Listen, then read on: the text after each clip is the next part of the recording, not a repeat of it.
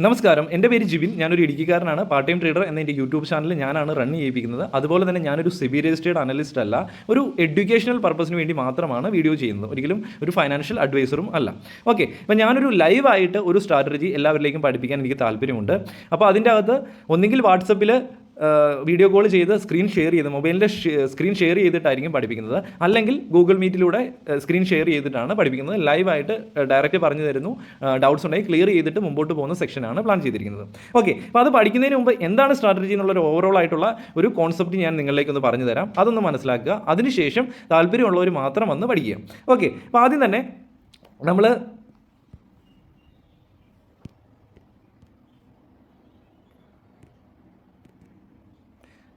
ഒരു ETF shop എന്ന് പറഞ്ഞ ഒരു ഷോപ്പാണ് നമ്മൾ സ്റ്റാർട്ട് ചെയ്യുന്നത്. അപ്പോൾ നമ്മൾ ഒരു കട തുടങ്ങുന്നു. ആ ഒരു കടയിൽ നമ്മൾ ETFകളാണ് പർച്ചേസ് ചെയ്ത് വെക്കുന്നത്. ആദ്യം തന്നെ മനസ്സിലാക്കുക, നമ്മൾ സ്റ്റോക്കോ മ്യൂച്വൽ ഫണ്ടോ പർച്ചേസ് ചെയ്യുന്നില്ല. അപ്പോൾ നമ്മൾ കംപ്ലീറ്റ് ആയിട്ടുള്ള സെക്ഷനിൽ ഓരോ കാര്യങ്ങളും ഡീറ്റെയിൽഡ് ആയിട്ട് ഡിസ്കസ് ചെയ്യും.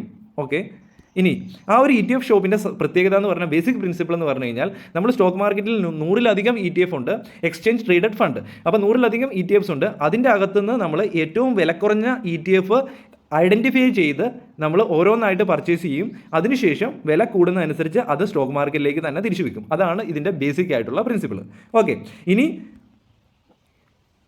ഓരോ ETF-ഉം എങ്ങനെ കണ്ടെത്തും, അതുപോലെ തന്നെ എപ്പോൾ വാങ്ങും, എത്രണ്ണം വാങ്ങും, ഇങ്ങനെയുള്ള കാര്യങ്ങളൊക്കെ ഡീറ്റെയിൽഡ് ആയിട്ട് ഞാൻ പറഞ്ഞു തരും. ഇനി നമ്മൾ പർച്ചേസ് ചെയ്തതിന് ശേഷം നമ്മൾ എപ്പോൾ സെല്ല് ചെയ്യും, എങ്ങനെ സെല്ല് ചെയ്യും, എത്രണ്ണം സെല്ല് ചെയ്യും, ഈ കാര്യങ്ങളൊക്കെ ഇതിൻ്റെ അകത്ത് പറഞ്ഞു തരും.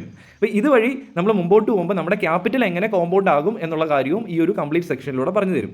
ഓക്കെ, അപ്പോൾ ഇത്രയും കാര്യങ്ങളാണ് ബേസിക് ആയിട്ട് പറയുന്നത്. ഇനി ഇതിൻ്റെ അകത്ത് എന്ത് പർച്ചേസ് ചെയ്യും എന്നുള്ളത് കണ്ടെത്താൻ വളരെ സിമ്പിളാണ്. നമ്മളൊരു ഗൂഗിൾ ഫൈനാൻസ് ഷീറ്റ് ക്രിയേറ്റ് ചെയ്ത് വെച്ചിട്ടുണ്ട്.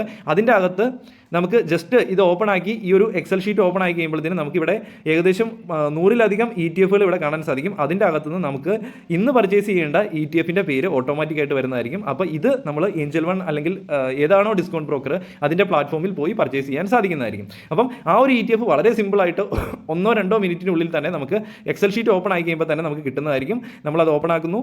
നമുക്ക് ഏതാണോ ഇതിൻ്റെ മുകളിൽ റാങ്ക് 1-ൽ വരുന്നത് അത് സിമ്പിളായിട്ട് പർച്ചേസ് ചെയ്യും. അപ്പോൾ ETF കണ്ടെത്താൻ വളരെ എളുപ്പമാണ്. ഇനി എത്രണ്ണം പർച്ചേസ് ചെയ്യണം, ബാക്കിയുള്ള ഡീറ്റെയിൽസും കാര്യങ്ങളൊക്കെ കംപ്ലീറ്റ് ആയിട്ടുള്ള സെക്ഷനിൽ പറഞ്ഞു തരുന്നതായിരിക്കും.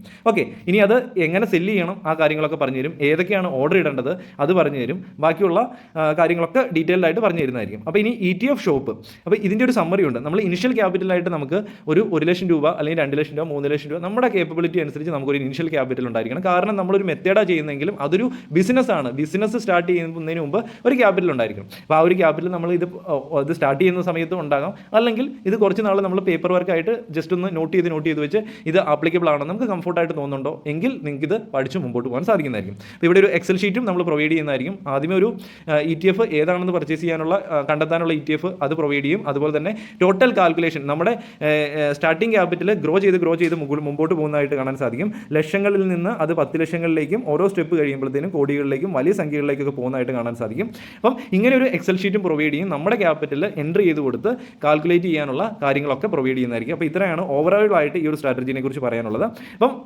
ഇവിടെ എന്താണ്, ഒരു ETF ആണ് പർച്ചേസ് ചെയ്യുന്നത്. ETF-ൻ്റെ അത് പൊട്ടൻഷ്യൽ ഉള്ളതുകൊണ്ട് തന്നെയാണ് നമ്മൾ ETF പർച്ചേസ് ചെയ്ത് വെക്കുന്നത്. അപ്പം എക്സ്ചേഞ്ച് ട്രേഡഡ് ഫണ്ട് എന്താണെന്ന് അറിയില്ലാത്തവർ വേണമെങ്കിൽ ഒന്ന് ഗൂഗിളിൽ പോയി സെർച്ച് ചെയ്ത് നോക്കുക. ഒരു കൂട്ടം സ്റ്റോക്കുകളുടെ ഒരു ബാസ്ക്കറ്റുകളൊക്കെയാണ് ETF-ൽ വരുന്നത്. അപ്പോൾ അവിടെ നമുക്ക് സ്ട്രെങ്ത് ഉണ്ട്, പൊട്ടൻഷ്യൽ ഉണ്ട്. അപ്പോൾ നമുക്ക് അത് ബൈ ലോയിൽ വാങ്ങിക്കഴിഞ്ഞാലും സെല്ല് ഹൈയിൽ സെല്ല് ചെയ്യാൻ പറ്റും. ഓക്കെ, അപ്പോൾ ഇത്രയാണ് കാര്യങ്ങൾ പറയാനുള്ളത്. ഒരിക്കലും ഒരു കമ്പൽസറി അല്ല.